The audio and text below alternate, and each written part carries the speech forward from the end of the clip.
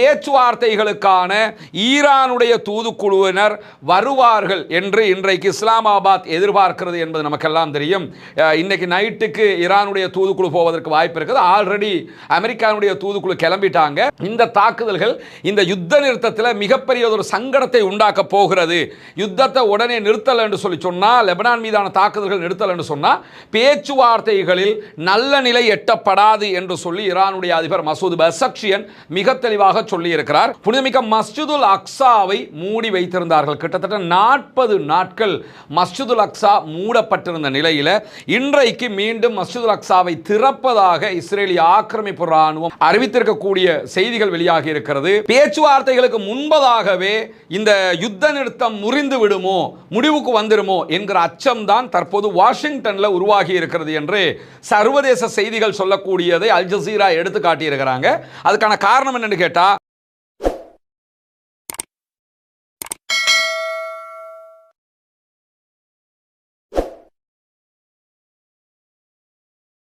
அன்பிற்கினிய சகோதர சகோதரிகளே, நம் அனைவர் மீதும் ஏக இறைவனுடைய அமைதியும் கருணையும் உண்டாகட்டுமாக என்கிற உயரிய பிரார்த்தனைகளோடு பாலஸ்தீன மீதான இஸ்ரேலிய ஆக்கிரமிப்பு ராணுவத்தினுடைய 2 ஆண்டு கால யுத்தம் தற்போது யுத்த நிறுத்தமாக மாற்றப்பட்டு இன்றோடு 181வது நாட்களை நாம் தாண்டி கொண்டிருக்கக்கூடிய இந்த தருணத்தில் இஸ்ரேல் அமெரிக்கா இணைந்து ஈரான் மீது நடத்திய கொடூர தாக்குதல்கள் தற்போது ஒரு யுத்த நிறுத்தமாக மாற்றப்பட்டிருக்கிறது.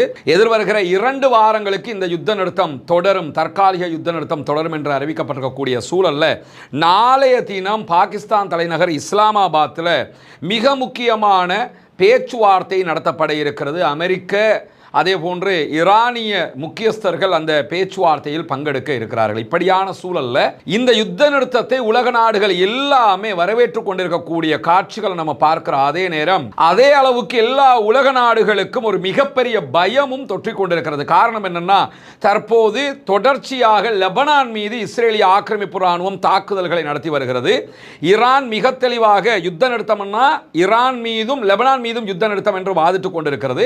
அதனால பாகிஸ்தானும் லெபனானையும் உள்ளடக்கியதுதான் யுத்த நிறுத்தம் என்று சொல்லுகிற அதே நேரம் திடீரென அமெரிக்கா லெபனான் அதுக்கு சம்பந்தம் இல்லைன்னு இஸ்ரேல் சொல்லுகிற வாதத்தையே சொல்லிக் கொண்டிருக்கிறது. எனவே முதல்ல நாளைக்கு பேச்சுவார்த்தைகள் நடக்குமா என்கிற கேள்விகள் எல்லாம் எழுகிற அளவுக்கு ஒரு மிகப்பெரிய சங்கடமான நிலை எல்லா தரப்பிலும் உருவாகி இருக்கக்கூடிய சூழல்ல இன்றைக்கு என்னவெல்லாம் நடந்து கொண்டிருக்கிறது என்கிற செய்திகளை தான் நம்ம பார்க்க இருக்கிறோம். நமக்கெல்லாம் தெரியும், ஈரான் மீதான இந்த தாக்குதல்களுக்கு மத்தியில் திடீரென இஸ்ரேலிய ஆக்கிரமிப்பு ராணுவம் இந்த யுத்தத்தை பயன்படுத்தி புனிதமிக்க மஸ்ஜிதுல் அக்ஸாவை மூடி வைத்திருந்தார்கள். கிட்டத்தட்ட 40 நாட்கள் மஸ்ஜிதுல் அக்ஸா மூடப்பட்டிருந்த நிலையில் இன்றைக்கு மீண்டும் மஸ்ஜிதுல் அக்ஸாவை திறப்பதாக இஸ்ரேலிய ஆக்கிரமிப்பு ராணுவம் அறிவித்திருக்கக்கூடிய செய்திகள் வெளியாகி இருக்கிறது.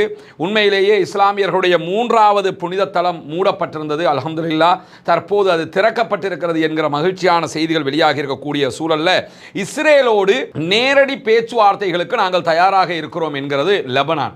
ஏன்னா இஸ்ரேல் லெபனானோட நேரடி பேச்சுவார்த்தைகளை பண்ணாமல் அமெரிக்கா வழியாகத்தான் பண்ணிக்கிட்டு இருந்தாங்க. இப்போ நடக்கக்கூடிய இந்த யுத்தத்தில் நேரடி பேச்சுவார்த்தைக்கு நாங்கள் தயாராக இருக்கிறோம் என்று சொல்லி லெபனான் சொல்லி இருக்கிறது. ஆனால் லெபனானுடைய பேச்சை எந்த அளவு தூரம் இஸ்ரேல் மதிக்கப் போகிறது என்கிற கேள்விகளும் எழக்கூடிய சந்தர்ப்பத்தில் தான் லெபனான் மீதான இஸ்ரேலிய தாக்குதல்கள் அமெரிக்காவுடனான யுத்த நிறுத்த ஒப்பந்தத்தை மீறுகிறது என்று மீண்டும் மீண்டும் எச்சரிக்கை விடுத்துக் கொண்டிருக்கிறது ஈரான். லெபனான் மீது நேற்றைய தினம் வெறும் 10 நிமிடங்களில் 160 குண்டுகளை இஸ்ரேலிய ஆக்கிரமிப்பு ராணுவம் போட்டிருந்தது. அதில் 300க்கும் மேற்பட்ட அப்பாவிகள் கொல்லப்பட்டிருந்த அதே நேரம் இன்றைக்கும் அவர்கள் மிக கடுமையான தாக்குதல்களை லெபனானுடைய பகுதிகள் மேலே நடத்துகிறாங்க. இந்த வரைபடத்தை இன்னைக்கு அல் ஜசீரா வெளியிட்டிருக்கிறாங்க. இதில் இந்த ரெட் கலரில் குறிக்கப்படுகிற எல்லா பகுதிகளில் இருந்தும் மக்கள் வெளியேற வேண்டும் என்று சொல்லி இஸ்ரேலிய ஆக்கிரமிப்பு ராணுவம் அறிவித்திருக்கிறது. இங்கே நீங்கள் பார்க்கலாம், லிட்டானி ரிவர் ஏரியாவில் இருந்து நபாதியா உள்ளிட்ட மிக முக்கியமான பகுதிகளில் இருந்து மக்கள் வெளியே, இதெல்லாம் சின்ன சின்ன கிராமங்கள், அதிலிருந்து வெளியேறணும் இருக்கிறாங்க.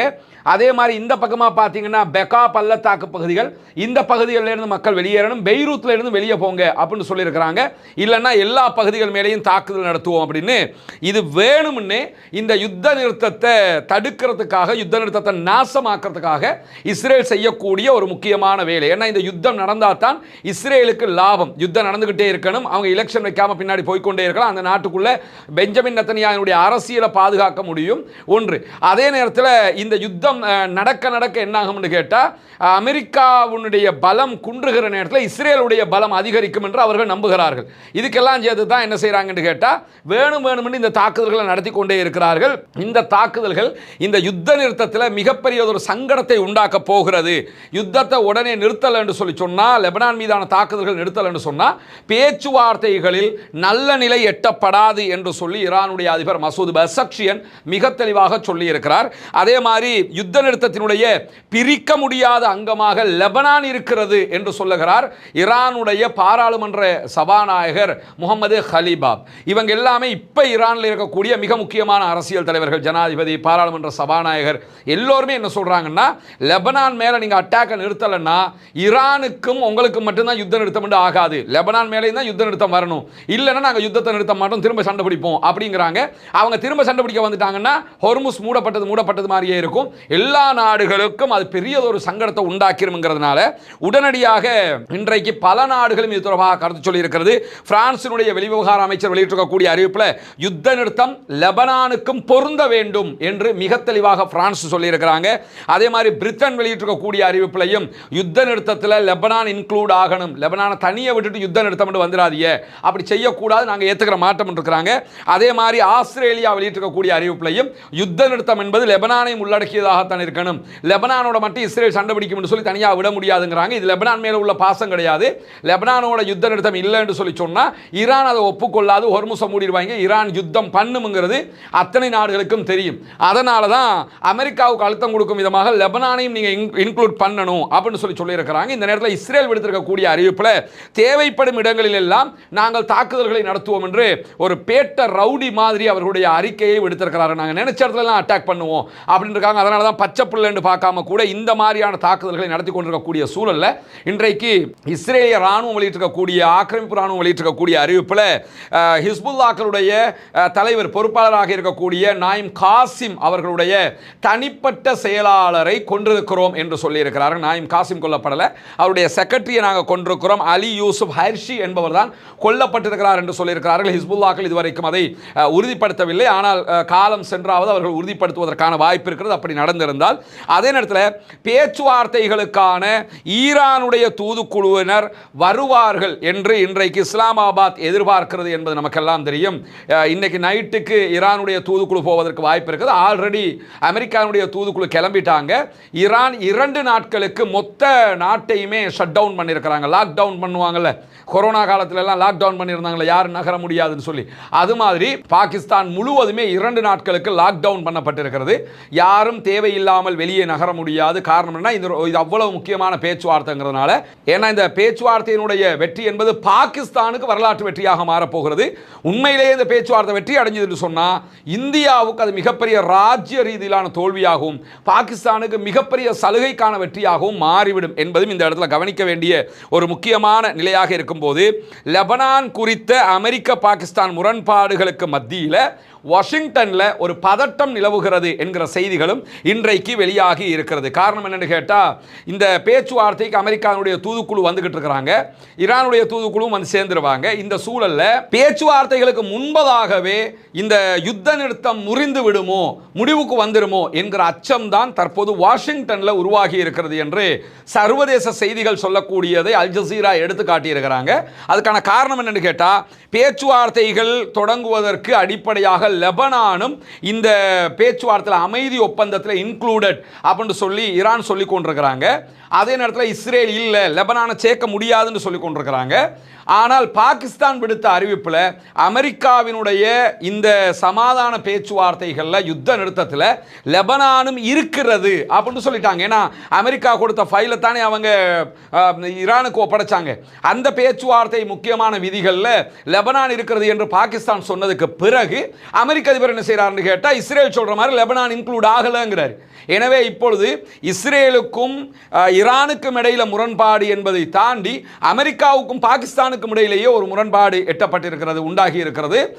லெபனான் அதில் இருக்குதுன்னு பாகிஸ்தான் சொல்றாங்க, இல்லை என்று சொல்லி அமெரிக்க அதிபர் சொல்லியிருக்கிறார். இந்த பயம்தான் தற்போது மிகப்பெரிய ஒரு சர்ச்சையாக வாஷிங்டனில் உருவாகி இருக்கிறது. என்ன நடக்க போகிறது, இப்போ லெபனானை சேர்க்கிறதா இல்லையாங்கிற மாதிரியான ஒரு நிலைக்கு தள்ளப்பட்டிருக்கக்கூடிய சூழல்ல இஸ்லாமாபாத்தில் நடைபெறக்கூடிய அமெரிக்க ஈரான் பேச்சுவார்த்தைகளில் யார் யார் பங்கெடுக்க வாய்ப்பு இருக்கிறது என்று சொல்லி இன்றைக்கு பாகிஸ்தான் ஒரு லிஸ்டையே வெளியிட்டிருக்கிறாங்க. இந்த லிஸ்ட்ல வரக்கூடியவங்க மஸ்ட் வருவாங்கன்னு அர்த்தம் இல்லை, வர வாய்ப்பு இருக்கிறது என்று சொல்லியிருக்கிறார்கள். குறிப்பாக பாகிஸ்தான் சார்பாக, பாகிஸ்தான் தான் இதை ஹாஸ்ட் பண்றாங்க, எனவே அவர்கள் சார்பாக பாகிஸ்தான் பிரதமர் ஷபாஸ் ஷரீப் கலந்து கொள்கிறார், ராணுவ தலைமை தளபதி ஆசிம் முனீர் கலந்து கொள்கிறார், துணை பிரதமர் அதே போன்ற வெளியுறவு அமைச்சராக செயல்படக்கூடிய இஷாக் தார் அவர்கள் கலந்து கொள்கிறார்கள், தேசிய பாதுகாப்பு ஆலோசகர் ஆசிம் மலிக் இவர்தான் பாகிஸ்தானுடைய உளவு பிரிவினுடைய ISIயினுடைய தலைவராக செயல்படுகிறார், இவரும் அந்த பேச்சுவார்த்தைகளில் பங்கெடுக்கிறார். அதே போன்று அமெரிக்காவுடைய தூதுக்குழு சார்பாக அவர்களுடைய துணை அதிபர் இதில் JD வான்ஸ் கலந்து கொள்வது கன்ஃபார்ம் பண்ணப்பட்டிருக்கிறது. JD வான்ஸ் நேரடியாகவே பாகிஸ்தானுக்கு வருகிறார், அது ஒரு முன்னேற்றமும் கூட, அதை பின்னாடி நம்ம பார்க்கிறோம். அதே நேரத்தில் JD வான்ஸோடு சேர்ந்து சிறப்பு தூதர் ஸ்டீவ் விட்காஃப் கலந்து கொள்கிறார். அதே போன்று டொனால்ட் ட்ரம்பினுடைய மருமகன் இந்த பேச்சுவார்த்தைகளில் பங்கெடுத்தவராக இருக்கக்கூடிய ஜார்ஜ் குஷ்னர், இவர் ஜனாதிபதி ஆலோசகராகவும் செயல்படுகிறார். அதே நேரத்தில் அட்மிரல் பிராட் கூப்பர் கலந்து கொள்கிறார், இவர்தான் பென்ட்காமினுடைய அமெரிக்க மத்திய கட்டளையினுடைய பொறுப்பாளராக இருக்கிறார், இவர் கலந்து கொள்கிறார் என்கிற அறிவிப்புகளுக்கு மத்தியில் ஈரானிய தூதுக்குழு சார்பாக நாடாளுமன்ற சபாநாயகர் முகமது பாகர் ஹலீபாப் கலந்து கொள்கிறார், வெளியுறவு அமைச்சர் அப்பாஸ் அராக்சி, துணை வெளியுறவு அமைச்சர் மஜித் தக்கர் ஆகியவர்கள் கலந்து கொள்கிறார்கள் என்று சொல்லப்பட்டிருக்கிறது. ஆனால் இந்த ஈரானுடைய விவகாரத்தில் முகமது ஹலீபாப் கலந்து கொள்வாரா என்பது யோசிக்க வேண்டிய ஒரு விஷயமாக இருக்கிறது. பெரும்பாலும் அவர்களுடைய ஃபாரின் மினிஸ்டர் அப்பாஸ் அராக்சியும் துணை ஃபாரின் மினிஸ்டரும் தான் பங்கெடுப்பதற்கான வாய்ப்புகள் நிறையவே இருக்கிறது. ஏன்னா அடுத்தடுத்த கட்ட தலைவர்கள் எல்லோருமே ஒரே இடத்துல என்ன நம்பிக்கையில் வருவாங்க, வருகிற வழியில் என்ன நம்பிக்கை இருக்கிறது என்கிற கேள்விகள் எல்லாம் ஈரானுக்கு இல்லாமல் இல்லை. அப்படியான நேரத்தில் தான் முகமது ஹலீபாப்ங்கிறது ஜனாதிபதிக்கு அடுத்ததாக இருக்கக்கூடிய ஒரு முக்கியமான பதவி, அங்கே அவர் சபாநாயகராக இருக்கிறாரு. அது மட்டும் இல்லாமல் அவர் ஒரு எல்லா பக்கமும் ஆளுமை மிக்க ஒரு தலைவராகவும் இருக்கிறார். என்னதான் ஜனாதிபதி இருந்தாலும் ஜனாதிபதியை விட ஆளுமையான ஒரு தலைவராக முகமது ஹலீபாப் இருக்கிறாரு. அதனாலேயும் அவர் வருவது எந்த அளவு சாத்தியம் என்கிற கேள்விகளும் இருக்கிறது. இப்படியான ஒரு சூழல் நிலவக்கூடிய நேரத்தில் அமெரிக்காவுடைய குழுவுக்கு தலைமை தாங்கி வரக்கூடிய JD வான்ஸ் அவர்களுடைய துணை ஜனாதிபதி வருகிறார். இது இந்த பேச்சுவார்த்தை நடத்தப்பட்டால் ஒரு சாதகமான விளைவை உண்டாக்கும் என்கிற நம்பிக்கை பலருக்கும் உண்டாக்கியிருக்கு. ஏன்னா JD வான்ஸ் வந்து டொனால்ட் ட்ரம்ப் மாதிரி உளறுகிற ஒரு ஆள் கிடையாது, எந்த நேரத்தில் எதை பேசணும்னு தெரியாமல் பேசுகிற ஒரு ஆளும் கிடையாது, ரொம்ப ஓரளவுக்கு புத்திசாலித்தனமாக நடக்கக்கூடிய ஒருவர் மட்டுமல்லாமல் இந்த யுத்தத்துக்கு எதிரானவர். அவர் வெளிப்படையாக அரசாங்கம்ங்கிற வகையில் அவர் ஆதரிக்கிறார், தவிர பொதுவாகவே ஈரான் மீதான தாக்குதலை அவர் விரும்பலங்கிறது உலக நாடுகள் எல்லாமே புரிந்து கொண்ட ஒரு விஷயம். அதை தாண்டி இவர் ஒரு நேரடியான பொலிட்டீஷியன். ஏன்னா இதுக்கு முன்னாடி பேச்சுவார்த்தையில் கலந்து கொள்கிற ஸ்டீவ் விட்காஃப், அதே போன்று ஜார்ஜ் குஷ்னர், இவங்க எல்லாருமே அமெரிக்காவுடைய சிறப்பு தூதுவர்களாக வருவாங்க. இவங்க பொலிட்டீஷியன் கிடையாது. பொலிட்டீஷியன் அல்லாதவங்க பேச்சுவார்த்தை நடத்துறதுக்கும் பொலிட்டீஷியன் பேச்சுவார்த்தை நடத்துறதுக்கும் வித்தியாசம் இருக்கிறது. பொலிட்டீஷியனை பொறுத்தவரையில் பொலிட்டிக்கலி அவங்களுக்கு எப்படி இதை அணுகணுங்கிறது தெரியும், எங்கே விட்டு கொடுக்கணும், எந்த இடத்துல அரசியல் ரீதியாக சமாதானமாக போகணும், எந்த மாதிரியான வேலைகளை செய்யணுங்கிறது, சாத்தியமாகாதவற்றை கொஞ்சம் சாத்தியப்படுத்திக் கொள்ளுகிற வேலைகள் அரசியல்வாதிகளுக்கு தெரியும், ஒரு கைவந்த கலையாக இருக்கும் என்கிற விதமாக JD வான்ஸ் இதிலே பங்கெடுப்பது நல்லது என்று பல நாடுகளும் பேசக்கூடிய நிலையில் தான் தற்போது JD வான்ஸ் தலைமையில் இந்த குழு வந்து கொண்டிருக்கிறது. யுத்த நிறுத்தம் இருந்த போதிலும் ஹொர்முஸ் பகுதிகளில் இன்னும் கப்பல் போக்குவரத்து சரியாக வரவில்லை என்கிற செய்திகளும் இன்றைக்கு மேலதிகமாக வெளியாகி இருப்பதை நாங்கள் பார்க்க முடியும். ராய்ட்டர் செய்தி நிறுவனம் வெளியிட்டிருக்கக்கூடிய கப்பல் கண்காணிப்பு தளங்களுடைய செய்தி பிரகாரம் கடந்த 24 மணி நேரத்துக்குள்ள 5 சரக்கு கப்பல்களும் ஒரே ஒரு எண்ணெய் கப்பலும் தான் இந்த பகுதியை கடந்து சென்றிருக்கின்றன. இவர்களும் ஈரான் இடத்துல அனுமதியை கேட்டு தான் போயிருக்கிறாங்க என்கிற செய்திகள் வெளியாகி இருக்கிறது. மேலதிகமாக என்ன, இந்த பேச்சுவார்த்தையில் நிறைய பேருக்கு டவுட் இருக்குது, இது நடக்குமா இல்லையா, நாளைக்கு தான் முடிவு வருங்கிறதுனால ரொம்ப கவனமாக இருக்கிறாங்க, எந்த நேரத்திலும் ஈரான் எதையும் செய்யக்கூடும் என்கிற நிலையில தான் ஹொர்முஸ் ஜலசந்தியில் ஒரு டோல்கேட்டை போட்டு பணம் வசூலிக்கிற ஒரு முறையை கையில் எடுப்பதற்கு தயாராகி கொண்டிருக்கிறது ஈரான். ஆல்ரெடி அவங்க அதை செஞ்சுக்கிட்டு தான் இருக்கிறாங்க. எனவே அதை செய்யக்கூடாது என்று சொல்லி இன்றைக்கு ஐரோப்பிய ஒன்றியம் தங்களுடைய கருத்தை சொல்லி இருக்கிறார்கள். ஹொர்முஸ் ஜலசந்திங்கிறது உங்களுக்கு மட்டும் சொந்தமானது இல்லை, அது ஒரு சர்வதேச கடல் பரப்பு, எனவே அதில் நீங்கள் எப்படி பணம் வசூலிப்பீங்க, அது எல்லா நாடுக்கும் பெரிய சிக்கலாக போயிடும், அதை நீங்கள் செய்யக்கூடாது என்று சொல்லியிருக்கிறார்கள். ஆனால் நாங்கள் பணம் வசூலிப்போம், அது எங்கள் உரிமை என்று சொல்லி ஈரான் சொல்லியிருக்கிறது. நாளைய பேச்சுவார்த்தையில் தான் அது தொடர்பான மேலதிக செய்திகளை நம்ம புரிந்து கொள்ள முடிகிற அதே நேரத்தில் இன்றைக்கு ஐஆர்ஜிசி ஒரு முக்கியமான வரைபடத்தை வெளியிட்டிருக்கிறார்கள். அது என்ன வரைபடம் என்று சொன்னால், ஹொர்முஸ் ஜலசந்தியை கடக்கக்கூடிய கப்பல்கள் எந்தெந்த பகுதியால் நீங்கள் போகணும்ங்கிற வரைபடம் தான் முழுவதுமாக வெளியிட்டிருக்கிறாங்க. இந்த வரைபடத்தின்படி ஏன் அவங்க அப்படி சொல்லியிருக்கிறாங்கன்னு சொல்லி சொன்னால், இந்த வரைபடத்தை கவனிக்காமல் நீங்கள் போயிட்டீங்கன்னு சொன்னால் நாங்கள் கண்ணி வெடி வச்சிருக்கிறோம், அங்கெல்லாம் கப்பல்கள் மாட்டி அழிஞ்சு போயிருவீங்க. எனவே ஹொர்முஸை கடக்கிற எல்லா கப்பல்களும் எங்க கூட பேசிட்டு தான் நீங்க போகணும், போகாம நீங்க இஷ்டத்துக்கு போய் ஏதாவது வெடிச்சிட்டுன்னு சொன்னா அது எங்களுக்கு குறை சொல்லிடக்கூடாதுன்னு சொல்லி என்ன பண்ணியிருக்காங்கன்னு கேட்டால் இந்த வரைபடத்தை வெளியிட்டிருக்கிறார்கள்.